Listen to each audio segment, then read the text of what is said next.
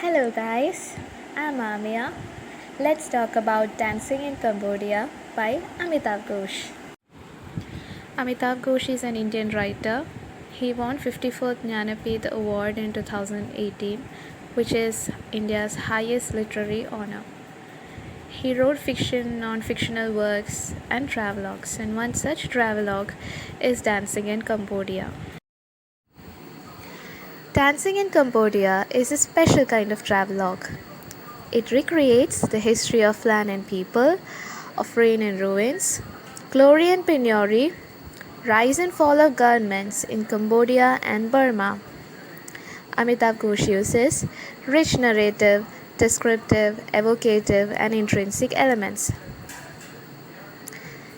It is a collection of 3 essays previously published in journals. The first essay's title is Dancing in Cambodia, appeared in shorter version in Grantha magazine, published in 1993. Second essay title is Stories of Stones from the Observer magazine, 16 January 1994 published. And the third essay is At Large in Burma, published in the New Yorker on 12 August 1996.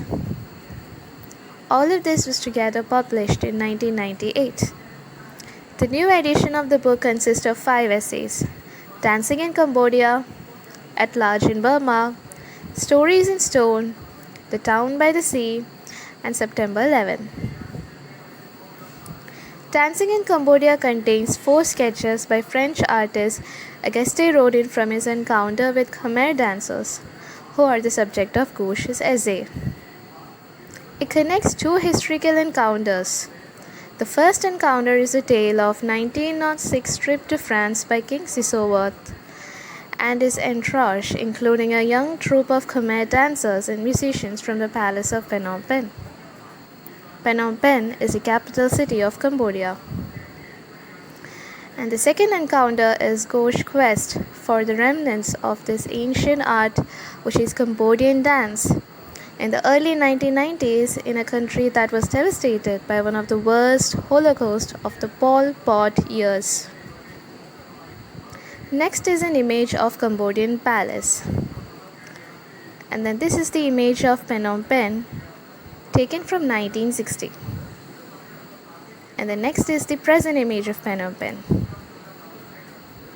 Now this is the image of Pol Pot.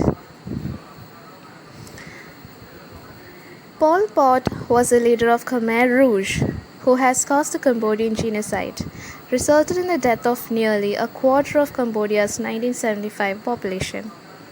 Pol Pot was himself taken into the palace at the age of 6.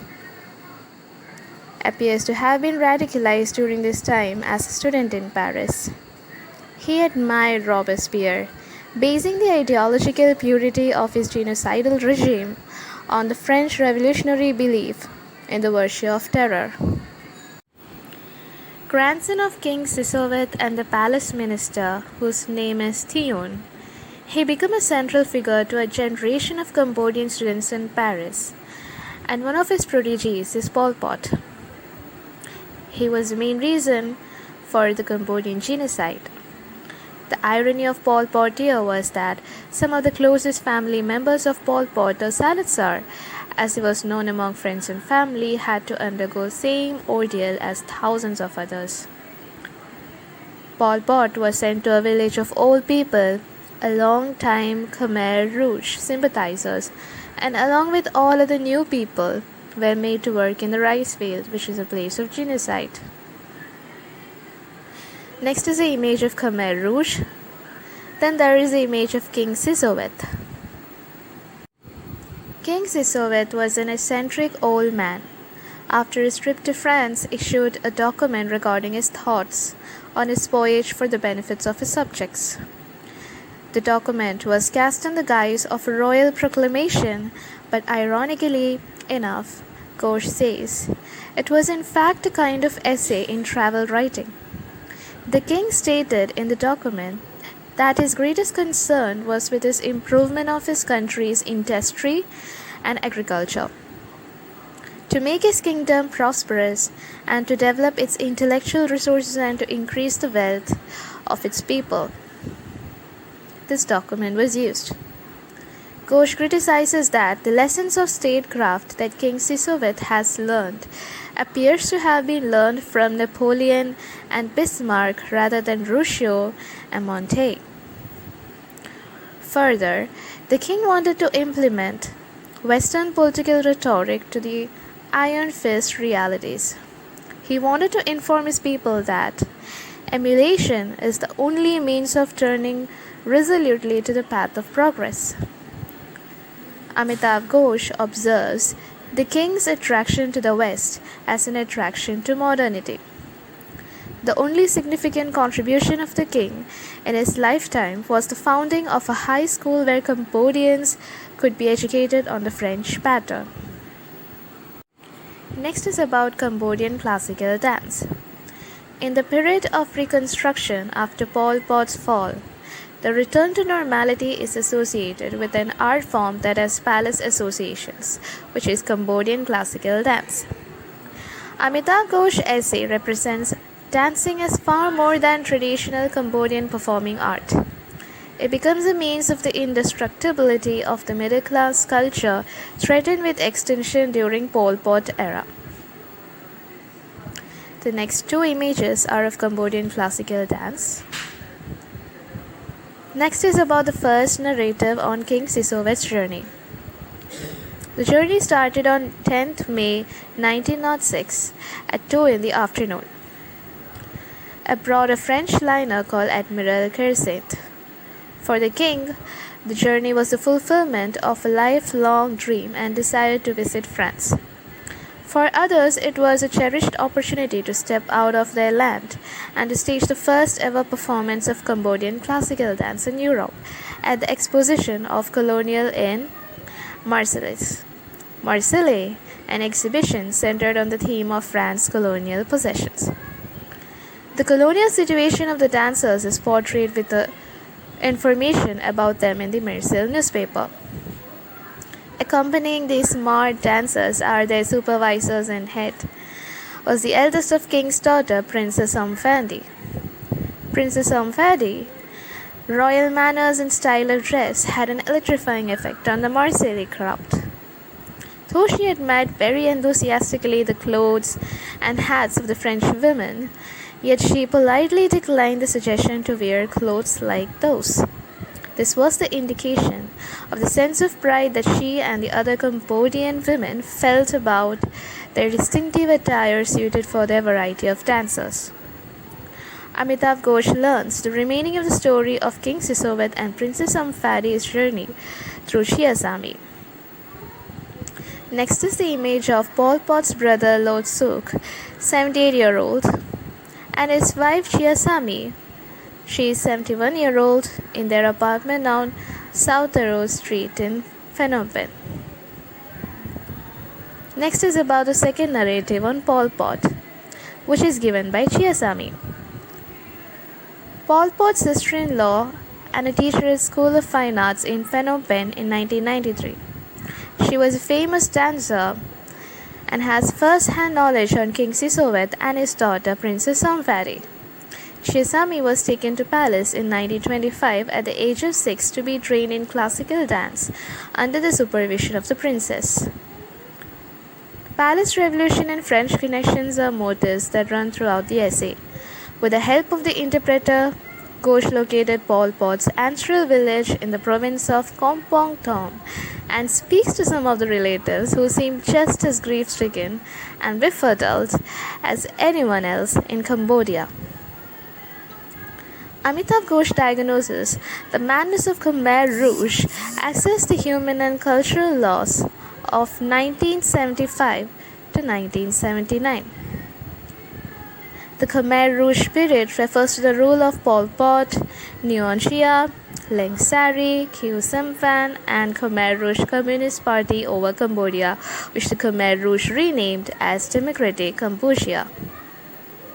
The 4-year period witnessed the death of approximately 2 million Cambodians through the combined result of political execution, starvation, and forced labor. It is commonly known as Cambodian Holocaust or Cambodian genocide. In the past, known as Kingdom of Peace, Cambodia today is equally well known as the home of Angkor Wat, which is a 15th century Cambodian temple and the killing fields. The ongoing civil war represents one of the intractable of the world's recent conflicts. Despite the fact race, religion, or nationality has not played a prominent part. The Cambodian people have endured more than 20 years of war and war-related hardships, including foreign military involvement through ruthless bombing campaign, bloody civil strife, massive displacement of population, occupation by foreign forces, and international political and economic isolation. Next is an image of Angkor Wat, which is a 15th century Cambodian temple, which is now a heritage site. The essay also talks about a car journey with the narrator's friend Malika, who was a mid-level civil servant, an attractive woman in her early 30s. Her occupation was a hazardous one, especially 4 months before the country-wide elections to be held under the auspices of United Nations Transnational Authority in Cambodia. The personal interview and encounter with Chiasami reveals the latter's connection with the royal palace as also with the renowned revolutionary Pol Pot, who never showed any favor to his relatives during the period of his rule. In the past revolution period, the Ministry of Culture launched an effort to locate the trained classical dancers and teachers who had survived, major one being Chiasami. She described this sensitive position in these words: "I was like a smoker who gives up smoking. I would dream of dance when I was alone or at night. You could get through the day because of the hard work. It was the nights that were really difficult. We would like awake, wondering who was going to be called out next. That was when I would dance in my head." Shifting the narrative back and forth, Amitav Ghosh highlights the problems of Cambodia's colonization by France, as also the rise of Pol Pot, Khmer Rouge, other minority groups resorting to guerrilla war tactics, and attacks by Vietnam through the strategies of contrast and comparison. In spite of political turmoil and an anarchic situation, one thing that kept the spirit of nation alive in Cambodia is its rich cultural heritage of music and dance. This became evident from the vivid description of Shrine Culture Festival that was held in Phnom Penh in 1988 amidst the destruction of social, economic, cultural, and political fabric of the country. It documents the history of isolation by the Khmer Rouge and its consequences through the opening section of this book. Conversing with people who relate anecdotes about their family history is another device used by Ghosh to convey his impressions. It also gives the discourse for the form a story.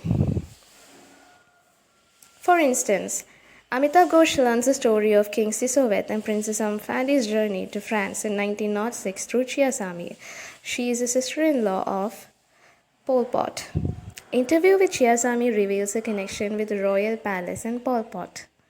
The French artist Rodin gives a human dimension to unfolding of the socio-political history of Cambodia from May 1906 to 1993. The dates are significant. In 1906, King Sisovet and dancers set sail to stage the first ever performance of Cambodian classical dance in Europe at the Exposition of Colonial in Marseille. The year 1993 is also very important as it was a year that countrywide elections were held under the auspices of the UN's Transitional Authority in Cambodia, known by the acronym UNTAC. Vivid descriptions of a cultural festival held in Phnom Penh in 1988.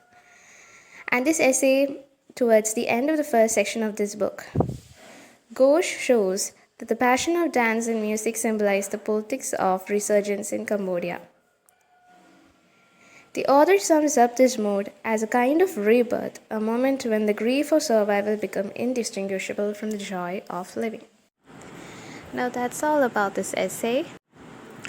If you enjoyed the content of this video, don't forget to like and click the subscribe button so that you can receive more content like this every week.